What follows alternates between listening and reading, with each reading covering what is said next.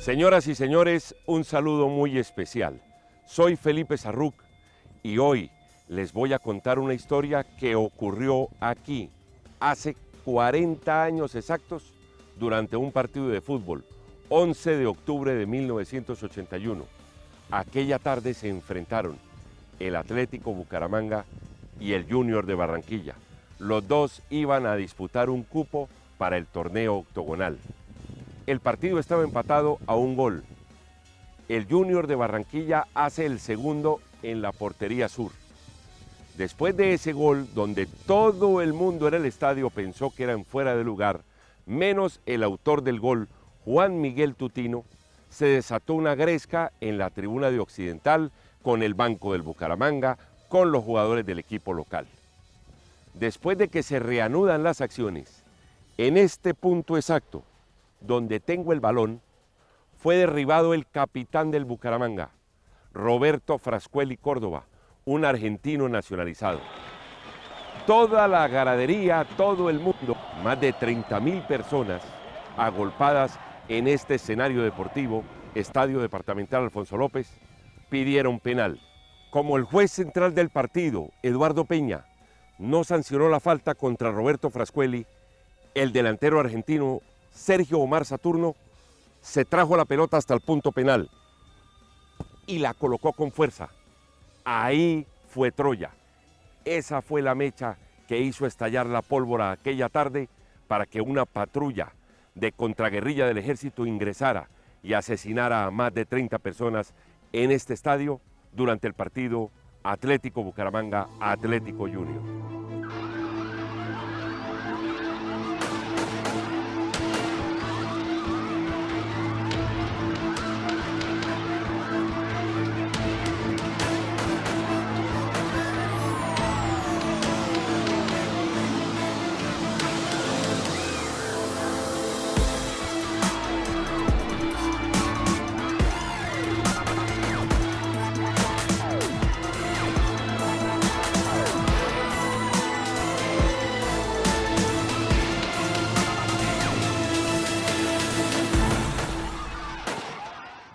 A continuación, ustedes van a ver el testimonio de Juan Carlos el Nene Díaz, jugador argentino, quien era la figura del equipo Atlético Bucaramanga.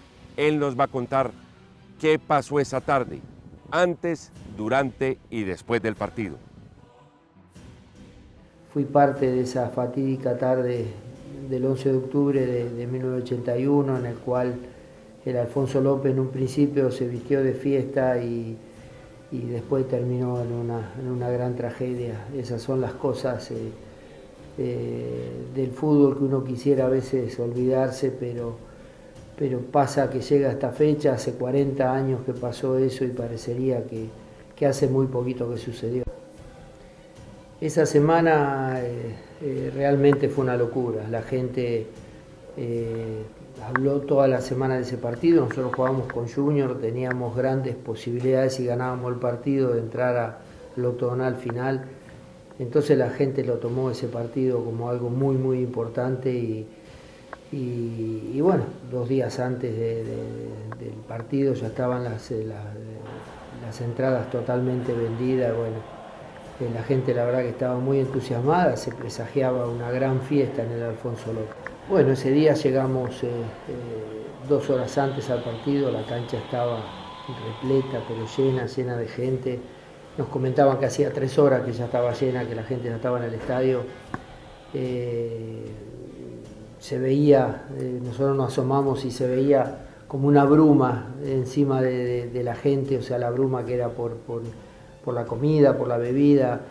por el ambiente que se estaba viviendo, ¿no? Y bueno, la verdad que todos nosotros felices estábamos porque íbamos a ser parte de una gran fiesta sin pensarlo en qué podía terminar, ¿no?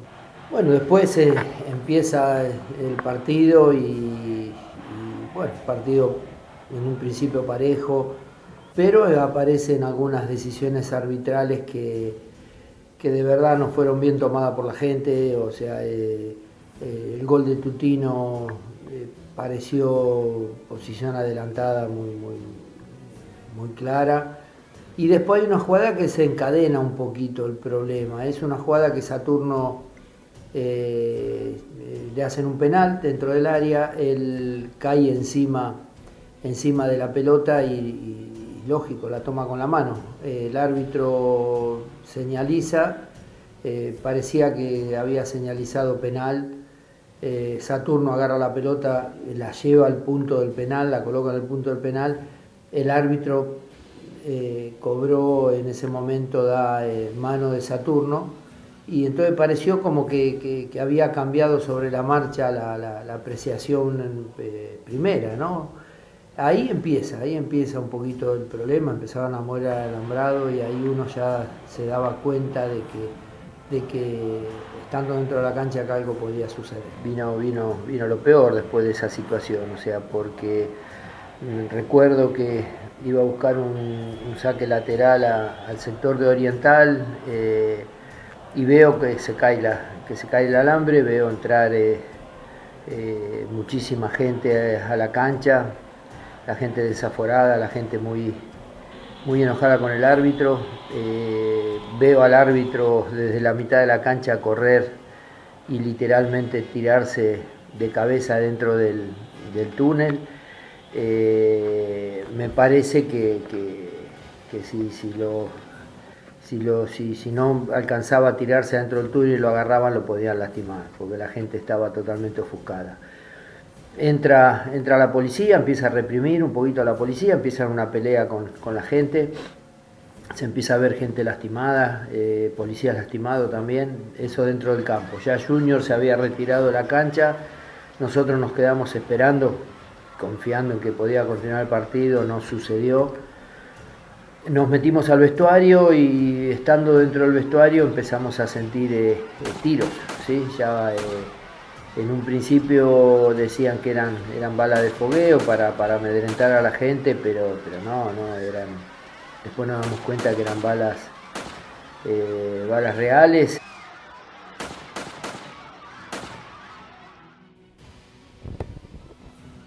Con un zurdazo por encima de la humanidad del arquero del Bucaramanga, Roberto Vasco, quien atajaba con el Atlético Bucaramanga, el volante argentino Juan Miguel Tutino, del Junior de Barranquilla, anota el segundo gol. Todo el mundo pensaba que era fuera de lugar, y ahí se desata el pandemonium en este estadio. Aquí está el relato del volante argentino Juan Miguel Tutino, quien no quiere ser recordado jamás por ese gol. La gente pensaba que era Orsay. Bueno, y de ahí empezó una locura, porque mucha gente rompió los alambrados y entró adentro del campo de juego, pero no era para nosotros, sino para que fueron a correr al árbitro, mientras la policía local trataba de custodiar al árbitro, cada vez ingresaban más gente, entonces nosotros tuvimos la oportunidad de irnos para el vestuario. Cuando nosotros entramos en el vestuario, bueno, había gente que nos corrieron hasta el vestuario, tiraron patada a la puerta, todo, pero no pudieron abrir, porque después llegó también la policía para custodiarnos nosotros, y de ahí empieza algo que un jugador de fútbol como yo, que estoy relatando esto, no quisiera ver que haya pasado. Tiros, muchos tiros. Después no sentíamos nada, nosotros estuvimos en el vestuario por lo menos como 2 horas y media, mientras afuera era una batalla, tiro por un lado, tiro por otro, y no sabíamos nada lo que estaba pasando en el campo de juego. Nosotros no sabíamos nada porque estábamos en el vestuario y no sabíamos lo que pasaba. Bueno, llegó el ejército Después no se sintieron más disparos, un silencio como si fuera un cementerio. Y bueno, vino el ejército y nosotros nos cambiamos como pudimos. Nos fuimos nos llevaron escoltados el ejército hasta el aeropuerto y ahí tomamos el vuelo y que nos depositaba en Barranquilla. No, después, bueno, los diarios del día siguiente está la foto mía ahí que no quisiera que esté nunca esa foto porque en lo que dice el periodista dice por culpa de este gol se desató esta locura y yo soy un simple jugador de fútbol. Arranca tu tiro, cobra para Cerillo, tira, la pelota entra, gol. Cuando el público ingresa a la gramilla, empezaron a perseguir al árbitro Eduardo Peña. Fue el primer objetivo, tratar de lincharlo. El juez, corriendo más de 40 metros, logra meterse por este bocatúnel que pertenecía al camerino del equipo Atlético Bucaramanga. Y aquí lo narra Raimundo Rodríguez, quien vino al estadio ese día y fue testigo de aquella masacre y de aquella balacera por parte de una patrulla del ejército. Peña era el árbitro. Allá estaba Saturno y Paruso, que me acuerdo había un brasilero, no sé si estaba antes o después, pero eso fue Saturno y Paruso. Cogió el balón, se fue corriendo y lo puso ahí y señalaba que era el penal, que era penal. Peña era el árbitro, salió corriendo para acá, se metió acá y una amistad del barrio le tiró una patada aquí. Y allá decían, eso eran balas de salva. El ejército se metió, decía, eso son balas de salva. Cuando nosotros acá y corrimos allá, habían unos huecos así de las balas. Allá, aquí hirieron a un muchacho que vivía por allá en la quinta, aquí arriba. Lo dejaron inválido, que cuidaba carros ahí en Centenario, ahí. Eso había unos huecos así, cuando sonaba, no, tranquilo, no corran, que son balas de salva. Y pegaban y abrían unos huecos en las graderías así. Eso fue desaparecido. Resultados sí dijeron que 7 heridos y muertos, sí, pero desaparecidos fueron más de 30. Son mucha gente cayó acá. Usted que es un fusil así, un fusil dándole así a la gente. Esto estaba lleno, esto estaba lleno y la gente, los del ejército hacían así, ta. Decían, no corran, que son balas de salva. Eso era un hueco así, vea, que abrían en las tribunas, así. Mi hermano lo pisotearon allá porque se cayó antes de la puerta. Se cayó y le pasó a todo el mundo por encima. Mi hermano que es difunto, paz descanse. Eso yo recuerdo eso. El relato que verán a continuación es de mi hermano, con quien vine a fútbol aquella tarde del 11 de octubre de 1981. Estábamos en la tribuna de Occidental. Hasta allí llegaron las balas. Yo salí corriendo, mi hermano se quedó y relata los momentos de horror y de terror que vivió en medio de esa balacera. Nos encontrábamos en esta tribuna y la gente empezó a correr, a brincar, a golpearse. La policía pues a agredir gente en la tribuna también, agrediendo a la gente que estaba acá abajo en la cancha y el ejército disparaba. Entonces en esta parte de acá arriba había una malla metálica y al saltarla había como una especie de barranco con un pasto ahí. Por ahí nos subimos para poder salirnos del estadio y ahí fue cuando vimos que uno de los señores cayó con un disparo en la espalda delante de nosotros, pero era el caos total. Me acuerdo también acá a mi espalda había un congelador de una heladería de la época, creo que era helados L. Terminó, como no se sabe, acá en la cancha, después en un registro fotográfico del diario Vanguardia Liberal, se veía ahí sobre la cancha totalmente despedazado e incinerado. Pero el caos fue total ese día. Había un señor que estaba totalmente borrachito y él nos bota ya al piso y se bota sobre nosotros, ahí queda después con una herida. Yo me acuerdo que a mí, hasta donde me alcanzo a acordar, de los policías que estaban pegando con lo que encontraban a todo el mundo, a la gente, me pegan con un palo que tenía, si mal no recuerdo, un pedazo de lata y me abren un poco la parte del hombro derecho, pero como le digo, gracias a ese señor también fue que nos salvamos aquel día fatídico.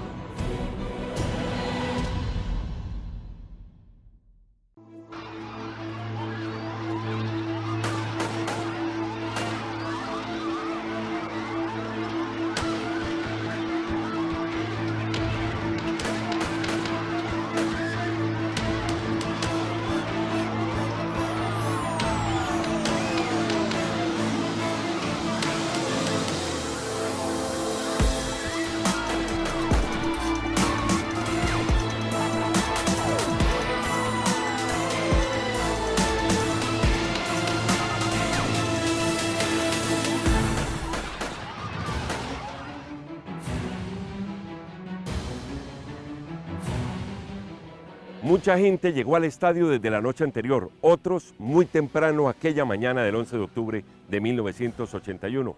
Entre esos, 2 hermanos que vivían en el barrio La Victoria, José Germán y su hermano Alejandro.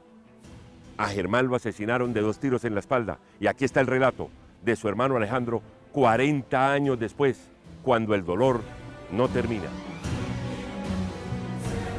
Nosotros con mi hermano y mi señora y los demás amigos de La Victoria nos subimos aquí a la parte ya para la salida de Oriental para irnos porque ya el partido ya no iba a haber más. Entonces mi hermano me dijo, no, yo me quedo un ratico aquí mientras que pasa, así así comenzaba el partido otra vez, pero ya no había nada más. Cuando nosotros salimos, de pronto salimos fue que cuando comenzaron a disparar los del ejército, porque el estadio ya la policía tenía todo controlado y ya no había nada, ya entraban, supuestamente era para acabar con la gente que quedaba. Y cuando ya salimos nosotros, ya subiendo, ya yendo para La Victoria, en el carro de Eddie nos dimos cuenta que venía un carro, un jeep pidiendo que diéramos vía subiendo por la 14, por la del cuartel, pero nosotros no sabíamos que ahí llevaban a mi hermano ya, lo habían herido de muerte. Cuando nosotros llegamos a La Victoria, ya mi mamita ya sabía de que sin haberle dicho nada a ella, que ya él lo habían matado. Entonces llamaron para que pasaran al frente, porque cuando ellos ya el que tenía teléfono era muy raro, muy tal cual. Entonces nos llamaron al frente de la casa, que el señor tenía el teléfono de nosotros. Entonces llamaron a mi papá para que pasara un familiar del señor Germán Martínez. Entonces pasó mi papá. Entonces mi mamita ya sabía que él ya lo habían matado. Entonces nos tocaba llamar a mi papá para que se dirigiera al hospital, para que viera que le habían herido al hijo de él, a mi hermano. Entonces mi papá ya sabía que él estaba muerto. Cuando llegamos allá, eso estaba todo destrozado porque le metieron 2 tiros de fusil en la parte de la espalda, porque él llevaba una camisa fosforescente y ese fue el que le hicieron de blanco, lo cogieron a él, pues con esa camisa se veía de lejos. Le metieron los tiros que les quitó los 2 bracitos, los quitó. En este sitio fue donde asesinaron a mi hermano, porque nosotros nos quedamos aquí ya para terminar el partido, para poder salir rápido aquí por la parte de Oriental, por las puertas grandes, y aquí fue donde lo asesinaron, porque aquí nos quedamos todos. Cuando ya comenzaron a disparar fue que yo me salí con mi señora que estaba embarazada. El testimonio que viene a continuación es de María Delfina Cala. A su hermano Leonel lo mataron en estas graderías el 11 de octubre de 1981. Tenía tan solo 14 años. Aquí está su relato.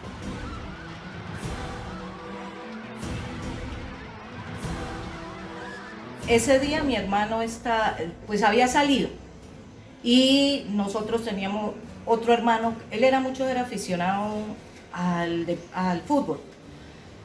Resulta que pasó la tarde,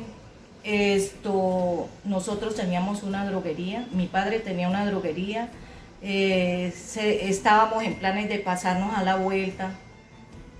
De costumbre mi padre siempre, en las tardes él no abría, pero debido a que nosotros estábamos de trasteo, él ese día estaba descansando y le dio por ir a la droguería, calle Octava con carrera 23. Estando nosotros ahí, empezó a llegar gente herida y resulta que estando mi padre, ya había atendido a unos y a otros, estaba haciendo una sutura ahí cuando llegaron unos muchachos. Y llegaron, yo vi a una muchacha que estaba llorando y yo dije, yo como que la distingo. Estaba llorando la chica y que necesitaban era hablar con don Ernesto. Pero no, es que él está ocupado, no, es que necesitamos. Y yo ya vi que venían muchachos y amigos de él. Y entonces no, lo que pasa, yo les dije, ¿para qué lo necesitan? Es que él está ahorita ocupado, es que ha llegado gente y todo eso. Cuando le dije, me dijeron, no, es que necesitamos hablar con él. Entonces en una de esas yo fui, me asomé y le dije a mi papá que lo necesitaban, porque él escuchó mucha bulla y él se asomó. Y entonces llegó y dijo, pasen.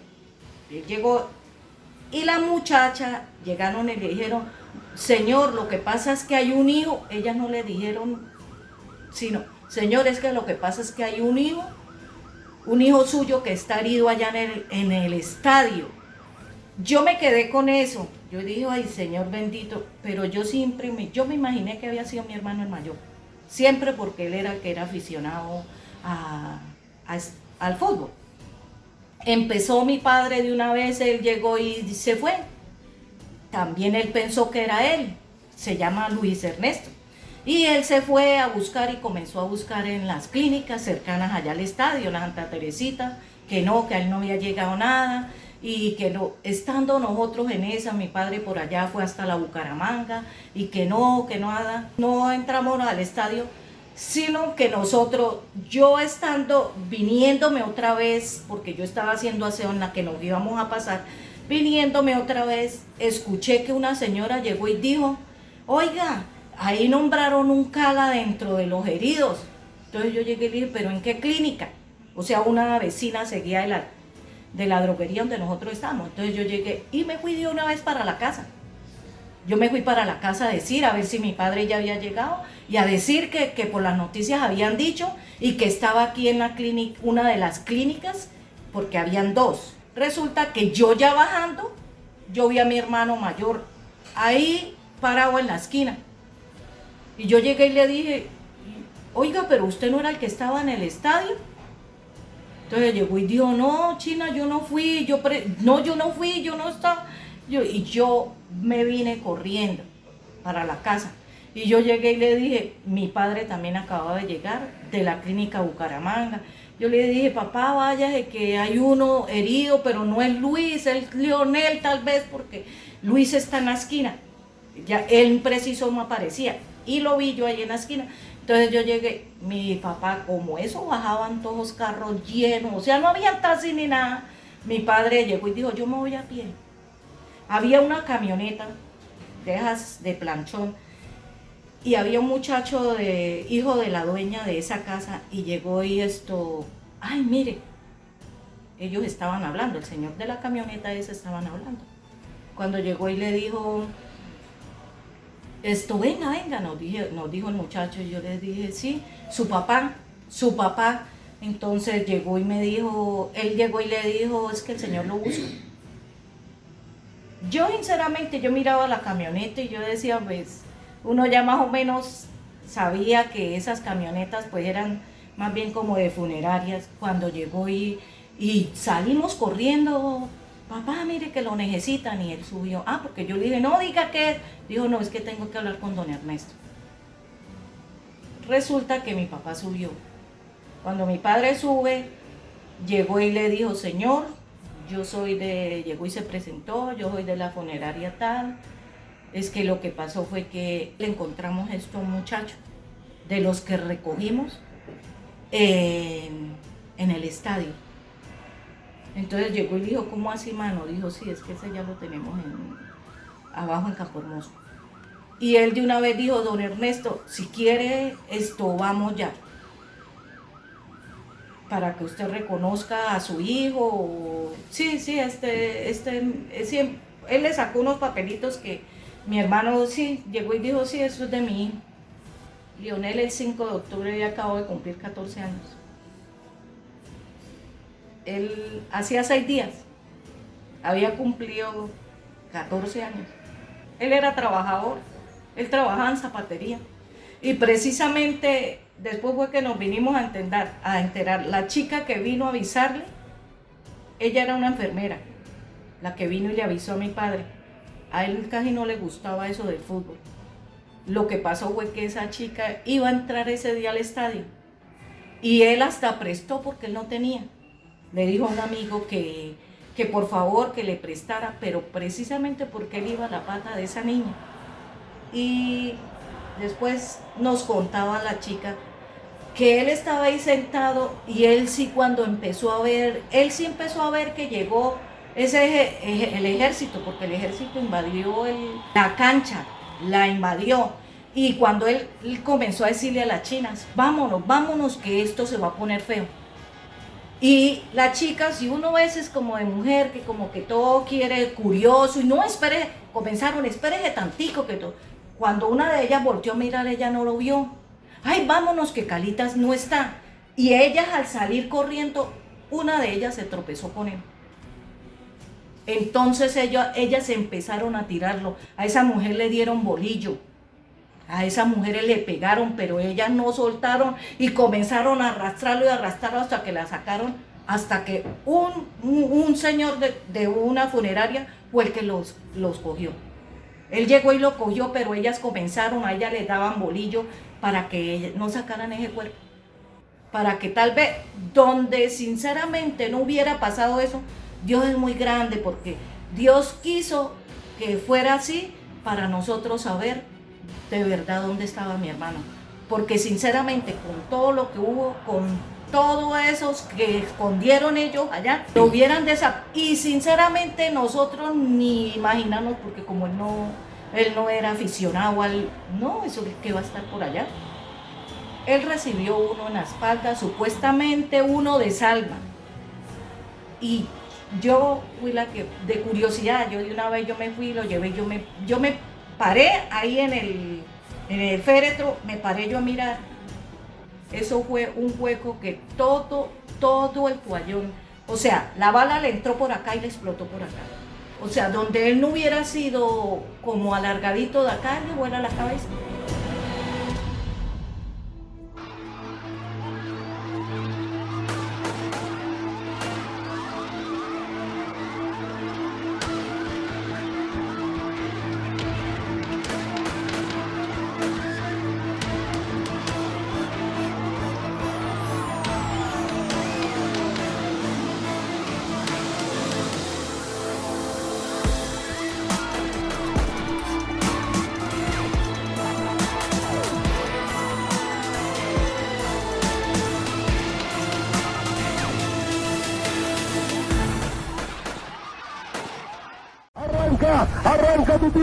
Arranca tu tiro, cobra para Cerillo, tira, la pelota entra, se le mata, entra, gol. Recuerdo que estábamos precisamente en el balcón de la tribuna de prensa con varias personas, que había ahí varios periodistas de distintos medios locales y que habían llegado también de la costa.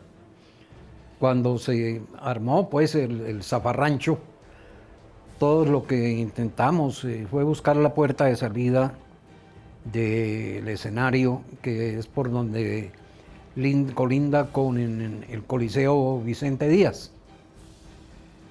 Varios salimos por ahí. Recuerdo que me encontré prácticamente en la puerta con el Papo Díaz, que salía también a toda carrera a buscar su carro, un Cinca viejito que tenía estacionado al lado del Coliseo. Y en ese momento salía también el Negro Perea. Y el Papo lo invitó a que subiera a su carro y también me invitó a mí porque coincidimos en el momento de la salida. Y lo que no olvidaré nunca es el estado de shock en que se encontraba Perea, completamente asustado y sin querer detenerse un segundo. Nos embarcamos con el Papo Díaz y también con Perea y decidimos ir yo los convidé que fuéramos hacia el Club Unión y allá fue que esperamos un rato para que le pasara el susto a este señor y luego pues, el Papo Díaz lo pudiera llevar hasta su hotel. Creo que él no habló una palabra y era la cabeza entre las manos, como reponiéndose del susto, porque sí se le veía en medio del color de su piel, yo creo que estaba pálido y se notaba el contraste. Para él yo creo que el susto fue mucho más grande que el que pasamos nosotros. Cuando nosotros salimos apenas comenzaban a escucharse los disparos. Y lógicamente si en ese momento uno no siente pues ese temor porque no alcanza a reaccionar, es más tarde cuando pensando con calma y viendo todo lo que había sucedido, pues lógicamente es cuando empieza uno a sentir como mayor susto por lo que pasó, no tanto por lo que estaba pasando en el momento, sino por lo que pasó antes, porque ya dándose cuenta de todo lo sucedido, pues no fue una cosa sencilla ni una cosa muy normal en un partido de fútbol. Arranca tu tiro, cobra para Cerillo, tira, la pelota entra, es una meta, Yo no tuve la oportunidad de escuchar cuando hizo la polémica, pero es de suponer que por el carácter de él, por su estilo periodístico, pues tuvo que ser, y en realidad el partido tenía mucha expectativa por lo que significaba para los dos equipos. Es muy posible, ya le digo, por las situaciones que encontraban los dos equipos y el fanatismo que muchas veces es mayor entre los mismos comunicadores que entre los aficionados, y son los comunicadores los que tienen en su mano el micrófono y los medios para incitar y para promover esta clase de hechos, muchas veces con culpa, otros quizás sin mala intención.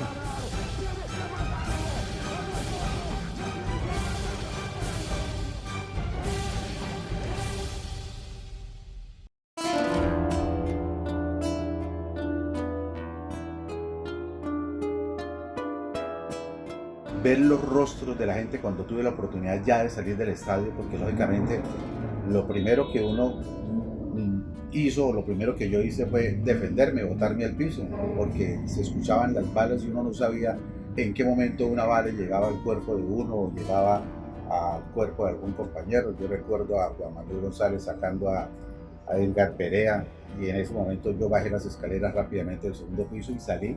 Me esperaba en ese entonces Renault 4 de vanguardia liberal, y no pudimos realmente movernos mayor cosa, escasamente unos metros, porque se seguían escuchando los disparos. La cosa realmente sorprendente, que en un estadio de fútbol y que nos hubiera tocado a nosotros esa tragedia, era realmente sorprendente. Yo salgo del estadio, me monto en el vehículo de vanguardia, pero como no podíamos progresar, quedó muy cerca de la puerta de salida de la tribuna de Oriental. Las puertas no abrían, o sea, no sé qué pasó en ese momento, pero la gente le daba con toda la fortaleza a las puertas. Se escuchaba tremendo golpe en la puerta hasta que por fin se pudo abrir, pero no la totalidad de la puerta, sino solamente una hoja. Y esa puerta parecía que se fuera a venir. Yo alcanzo, porque mi afán periodístico también era tratar de observar qué era lo que estaba ocurriendo. Y yo intento por una de las divisiones de las hojas de las puertas de ver qué era lo que pasaba. Yo veía a la gente botada en la cancha, porque la gente estaba botada en la cancha, pero veía correr de manera desesperada a todo el mundo. Yo realmente no pasé por encima de nadie. La gente sí, cuando empezó a salir del estadio, por esa puerta se caía, la gente rodaba, la gente pasaba una por encima de otra, pero no me detuve a analizar si de pronto había algún mal herido o algo, porque era el afán de ocultarse, de defenderse de las balas. No me correspondió ver realmente una persona muerta, sí heridos, vi gente escalabrada, vi gente raspada.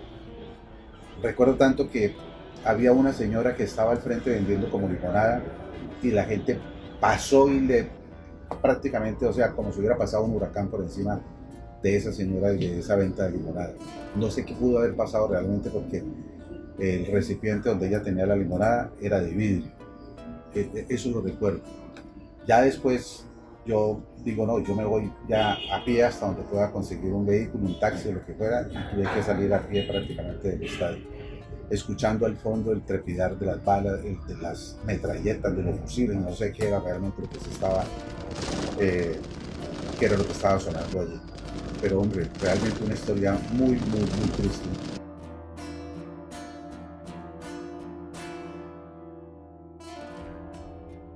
la puerta de Maratón, ahí entraron, sí señor. Y bueno, se metieron y de una vez ese ejército va, se meten a la cancha directamente, se forman como si fueran para la guerra, se forman, se alinearon de oriente, de sur a norte, se formaron.